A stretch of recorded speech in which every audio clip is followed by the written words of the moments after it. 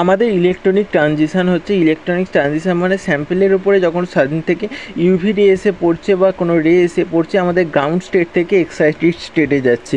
এর কারণেই যে ট্রানজিশান ইলেকট্রনের যে মুভমেন্ট সেইটাই ঘটছে।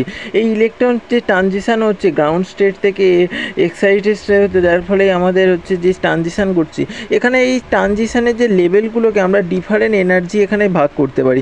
প্রথমে একটা সিগমা বন্ড এনার্জি লেভেল, তারপর একটা পাই, তারপরে এন হচ্ছে non bonding energy level, pi energy, তার পাই স্টার হচ্ছে অ্যান্টি বন্ডিং এনার্জি, সিগমা হচ্ছে বন্ডিং এনার্জি লেভেল, হচ্ছে আমাদের হচ্ছে sigma star anti bonding energy level, pi star হচ্ছে অ্যান্টি বন্ডিং, হচ্ছে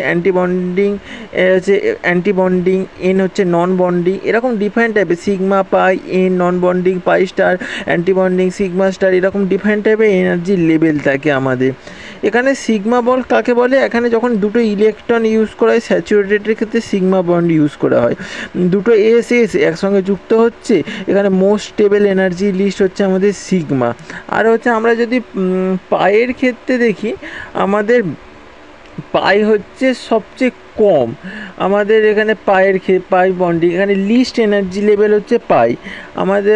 আর হচ্ছে নন বন্ডের ক্ষেত্রে এখানে লোন পেয়ার থাকে, ফ্লুরিন, ক্লোরিন, ব্রোমাইন।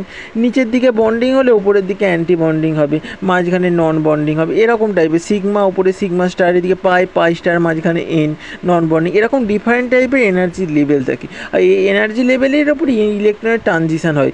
ইলেকট্রন সিগমা থেকে সিগমা স্টারে যেতে পারে, পাই থেকে পাই স্টারে যেতে পারে, এন থেকে সিগমা স্টারে যেতে থাকে, পাই থেকে এন থেকে সিগমা স্টারে যেতে পারে, আমাদের এন থেকে পাই স্টারে যেতে পারে, এরকম টাইপের ডিফারেন্স যেতে পারে।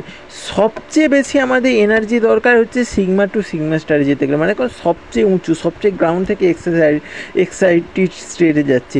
তারপরে আমাদের পাই থেকে পাই স্টার, তারপরে এন থেকে সিগমা স্টার, তারপরে এন থেকে পাই স্টার, এরকম টাইপের জিনিস চলে।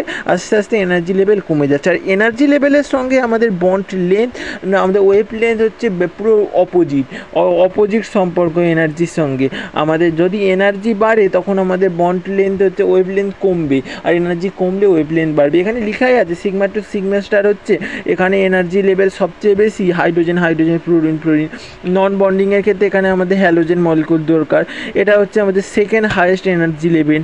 পাই টু পাই স্টার রয়েছে এখানে, পাই বন্ডিং টু পাই, এখানে হচ্ছে এরকম একটা কম্পাউন্ড হচ্ছে CH2 চারটে বন্ড হচ্ছে বিউটেন, মিডিট প্রোবিউট 1 2 3 4 হচ্ছে 2 4 ডাই ইন বিউটেন, এরকম টাইপের কম্পাউন্ডগুলো হচ্ছে আমাদের পাই টু পাই স্টার ট্রানজিশন দেখা যায়।